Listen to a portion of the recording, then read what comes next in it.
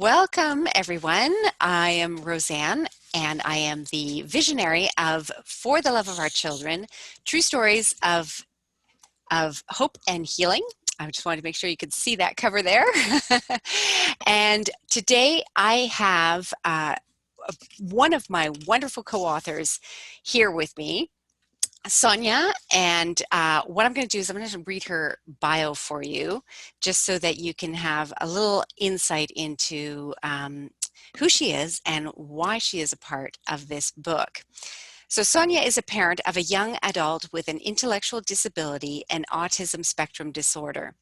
She has lived and worked in community development and disability for almost 20 years. Sonia is well recognized for her passion for empowering communities and families to navigate services with confidence. Sonia runs an awareness blog on Facebook, A is for Aish, where she shares her experiences with disability in the home and community. And you can also go to soniaregan.com. That's SONIAREGAN.com. So thank you so much, Sonia, for joining me. We are doing our book launch, and I am so excited to have you because you are all the way over in Australia, and here I am in Canada. So you are my Australian connection to this whole special needs community around the world. And I'm so honored that you were able to participate in this book and bring that connection together. So thank you for being here.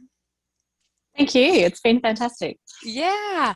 So I wanted to just get a little bit of insight into and share with others so that they understand the process of what we have done here with this book and why we have done this book. First of all, I'm going to mention the chapter title, When the Screaming Stops. So this chapter title was just really raw, honest, and just like it's just there. It speaks volumes, right? But Yep. let's back up a little bit. Literally, screaming stops speaks volumes. I didn't realize what I did there. um, but anyway, let's go a little bit backward here. And why did you decide to share your story with us here in our book? I've actually, so we've been running A's for Aish now for about 5 years, 6 years, I think. And one of the things that I've really noticed is that people in the general community are really seeking that honest, behind the scenes kind of information. So I think we've come a long way in the last. So Aish was diagnosed about 16 years ago now, and we've come a really long way in that 16 years around community knowledge and understanding of autism. So the word is used a lot more. We kind of a little bit more comfortable about talking about a diagnosis. And there's a lot of, everybody kind of knows someone with autism, I think, compared to what it used to be like 20 years ago.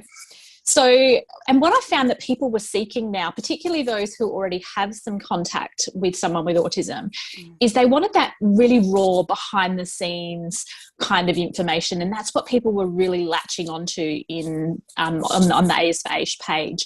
So what I wanted to do was kind of, I guess, broaden the audience for that and give more people the opportunity to, peek behind the curtain, as it might be. So this was, I guess, a creative way. So I think my piece is written in kind of a semi-creative biography type of way, to give that insight, to give that really sort of personal, from my perspective, sort of day in the life approach. So yeah. Right. Well, you know what? I'll be really honest about the process when you asked, is this going to be okay? I remember you asking me, are you going to be okay with this chapter? And I loved it. I loved it. It is different from all the other chapters. It is. It's short and sweet in that sense. It's a it hits the emotional nails, like just like so. And even in that short little story that you are giving, you truly do get a full glimpse into a day in the life of, and and when I said it's just that raw honesty in it that really spoke to me. So, I thank you again for sharing and being that vulnerable in sharing that kind of a moment with everyone, because I think a lot of times we don't want to. There is that I don't know what the word is. It's like, we know that there's that special needs and all this kind of stuff, but people don't really know what it means, right? Unless you were Yeah, living it, absolutely. and Mm. so to have that raw, honest glimpse into what it's really like, the way you showed us so brilliantly in that chapter, I think it's going to serve so many people, especially those who don't have children with special needs, in my opinion, Mhm. right? Yeah. For that, that understanding and compassion for what other families are potentially going through, because you just don't know, right? Mm. Absolutely. Yeah. Absolutely. So, I'm not gonna ask the question about what's the most challenging thing about it, because I think your chapter Mhm. really covers that well. So I encourage Mhm. everyone to get the book, read that chapter, to get a true glimpse into the challenging side of the special needs you know situation. What about what's the most rewarding part for you? In raising a child. Yes. Um, yeah, I think it's the communities that are created, and I think you really get a strong sense of who people are and what they value. So I think we tend to live a life that's potentially more values based. We don't have the luxury of being able to, potentially, I don't know, drive the best car and live in the best house, and Mhm. have this amazing kind of social media life. We don't have the luxury to do those things. So what we end up finding is, we lose a lot of people along the way, but when the dust settles, we really have some really authentic relationships and authentic communities that wrap around us. So I think that's been the greatest reward for me and for our family, is to be able to we cut through all of the stuff. Mhm. we Mhm. we don't have time for the stuff. We want Mhm. the really raw, authentic life experience, and raising Aish has given us the opportunity to be authentic in that way. Yeah. Oh, that's beautiful. That's wonderful. Um, how else has it changed your life? You've mentioned a few things just even there, uh, but more specifically, how has it changed your life? In what way do you feel? I mean, I think, as I said, I think the in terms of the way we look at life, the way that we were quite young parents when we had Aish, when Aish was diagnosed. We were both in our early 20s. Hmm. So it's been, I guess, us growing with him as well. So as we've kind of navigated the parenting world and the adult world, that yeah, we have actually, I guess, yeah, we've kind of learnt with him. We've kind of taken on board so much along the way that Yes. we kind of, I don't know, I guess we can't really imagine what it's like without it, to be honest. Right. It's really, yeah, And that's yeah, that's kind of the interesting part of that question, really, is how do yeah. you like having a child in general changes your life, really, Of course, yeah. but I guess it's for me, I had three children. My first neurotypical. Second has a developmental delay, chromosomal Hmm. disability, and so I kind of have two views. Hmm. My third, again, healthy uh, neurotypical child again. So it's interesting, but I also, like, I wouldn't know what my life would be without him at this, like, Absolutely, we yeah. our life is our life based on everything. So it is kind Mm. of, the more I think of that question, the more I think I don't know how I would answer that, really. Yeah, But yeah. Go ahead. Were you going to say something? Yeah, no, I was just going to. So we also have an older child who's neurotypical as well, and Mm, I think that we've been able to have that comparison. I think of raising a child who is neurotypical and a child with a disability to be able right. to have those comparisons. And I think all of our lives have been enriched by having Aish a part of it. Hmm. There's certainly been challenges, and there are things that we haven't been able to do as a family that we would have liked to, or things we've had to delay or do differently.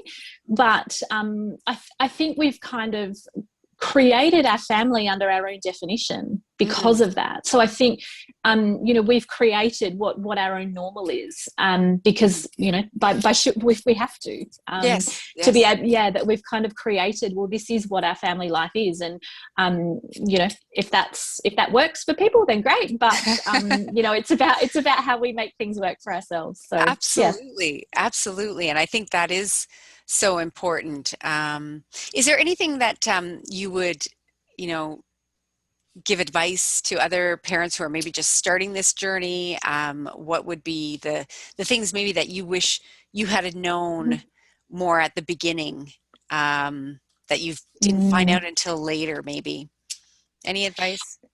Yeah, it's so much, I so know. much, so much that I feel like I've learned along the way. Hmm. I think the biggest message is probably don't look too far ahead in the journey. And I think this is something that I remind myself of even now, is that we need to actually take one step at a time. And yes, we have a 5-year goal, but let's focus on those little steps along the way. And I think Hmm. for families who have a newly diagnosed child, so if they're in the under 5 age group, for example, um, don't look to someone like us to model your life on, because we have 15 years of experiences of learning, of changes. And I mean, Hmm.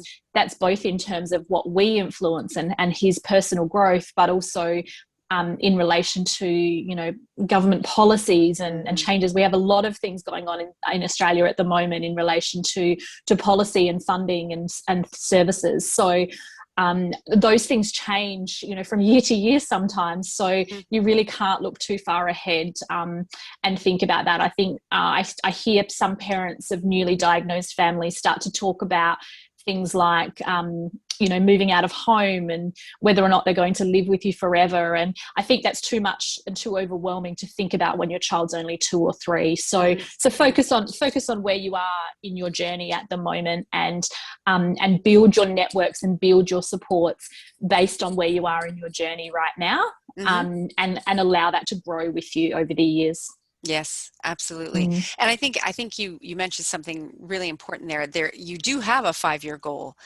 So Mhm. it's not like you haven't thought through certain steps, but it may change. It's a living Absolutely, thing. absolutely, yeah, So, yeah. um, and I think that's one of the definite advice that I share with people now, because when I was, when my son was younger, I definitely, I couldn't even grasp thinking about adult years, which is where, they're at now. And Mm. it's just, it's a different world. But at the same time, a few years ago, I did start to delve into what are the possibilities of what can it look like, and what do I want it to look like, and start even thinking along those terms. But definitely, you just gotta go with the flow, right? Absolutely, It's absolutely. too many factors, too many factors. That's right. That's right. Is there anything that you feel it's really important to you or your family that you want to share with everyone? Any kind of projects even that you know about, or Mhm. services, things like that? I mean, I think in terms of a general message is just that stuff of, certainly something like A is for Aish, is our family's way of, I guess, getting people to realise the breadth of the autism spectrum, in particular, and that it is such a wide range. I think the more the community is talking about autism, the more we struggle to see young people like Aish who potentially need higher levels of support. So there tends to be a lot more of a focus and a lot more public facing young people in that space of whether, you know, where they have potential to live their lives unsupported and things like that. We're kind of in a very different space. So Yes. so certainly that broad spectrum is something that we are really passionate about, I guess sharing that knowledge and sharing that that journey. I guess in terms of projects, you know, keep an eye on my website. There may be things coming up in the future. Yeah, certainly, you know, happy to chat with people via my website or via social media. I'm pretty easy to find. So, yeah, I think, you know, it's always an opportunity to share those messages and to support other families and service providers in this journey, so we can have the best outcomes for our young people long term. So, Wonderful. yeah. That's so wonderful. You know, thank you so much, Sonia, for again being a part of this book. Also, you know, it's challenging with our time zone differences, but we figured it out. Yes. And, you know, as I am heading off into my bedtime routine, you're just starting your day there. But that is so wonderful. And, you know, thank you so much. And I'm so excited about it all. And, Yes. you know, that you've got so many people that already have got this book in their hands over there in Australia as well. So that means we're reaching out to that many more families, which is really the whole goal, is to, you know, show other families that there are so many of us on this journey, and, you know, that we can lean on each other. We can tap into each other's wisdom. We're at different stages of the journey. You know, we've been in it for a while, you and I, so which was Yes. another great thing, which I was like, oh yay, I found someone who's been in it for a long time. So yeah. you can have that same understanding of the you know, the longer journey part of it, and to see a lot more of the changes that do occur over the years. So thank you so much once again. And I will make sure that we will share your Facebook and your website here. So somewhere on this where I am sharing this post with everyone, those links will be there so that people can get in touch with you. Have a wonderful day, and, you know, thank you so much for supporting our goal and getting the word out there and supporting our community. Thank you for letting me be a part of it. It's been such an exciting journey. It's fantastic. Thank you. Thanks.